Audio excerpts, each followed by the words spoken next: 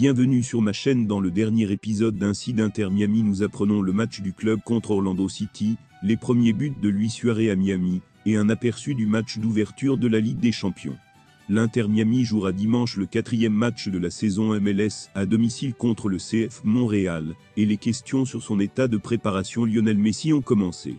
Avant de continuer, prends le temps de souscrire et appuyez sur la touche de notification pour les futures vidéos. Le match aura lieu au Chase Stadium de Fort Lauderdale, à partir de 16h, heure du Pérou, et sera diffusé en direct sur Apple TV. Vous pouvez également suivre le match en direct sur rpp.pe.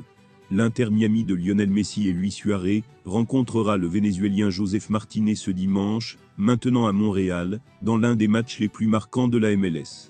MVP du tournoi 2018, Martinez a remplacé l'Inter Miami par Montréal. Cette année, la position de leader de l'équipe rose était occupée par Suarez. En effet, le Vénézuélien inscrit son premier but pour la formation canadienne lors de la dernière journée face à Dallas.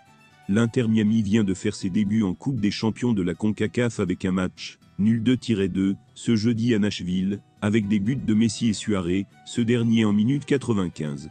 En championnat, l'équipe dirigée par l'Argentin Gerardo Tata Martino est restée invaincue, 2 victoires et 1 nul. Et lors du match précédent, elle a été éblouissante matinale, avec une spectaculaire victoire 5-0 sur Orlando City. Match de la semaine 3 de la MLS entre l'Inter Miami et Montréal aura lieu le dimanche 10 mars au Chase Stadium de Fort Lauderdale. S'exprimant après le match, l'entraîneur de Nashville, Gary Smith, a fait l'éloge de Messi, Busquets et Suarez. C'est un niveau d'intelligence complètement différent de celui de Lionel Messi, Busquets et Suarez. Un niveau complètement différent. Et pour la plupart, je pense que les garçons ont très bien réussi, a-t-il déclaré à Miguel Angel Borja. N'a pas manqué l'occasion d'exprimer l'admiration qu'il porte à Lionel Messi, qui, selon lui, est un grand exemple pour les jeunes en raison de son amour pour Dieu. Cet attaquant connaît une séquence de buts spectaculaires, avec 10 buts en seulement 8 matchs. Des chiffres enviables qui aident le joueur colombien à devenir le meilleur buteur du pays tournoi chaque fois que Cordovan marque. Sa célébration est très claire. S'agenouiller, montrer le ciel et remercier Dieu, quelque chose qui attire beaucoup l'attention. Les Argentins lui ont même donné le surnom d'ami de Dieu. Pour les joueurs de River Plate. Aujourd'hui, dans une conversation avec le pasteur Alejandro Gomez, le Colibri a pu donner quelques leçons sur ce qu'il a vécu dans le football argentin. En fait, il a parlé d'un moment très spécial pour lui, lorsqu'il a rappelé ses débuts, en tant que milieu de terrain millionnaire. Ce jour-là, il s'est agenouillé, a prié Dieu et même si Marcelo Gallardo lui donnait les dernières instructions, il est resté concentré sur sa prière.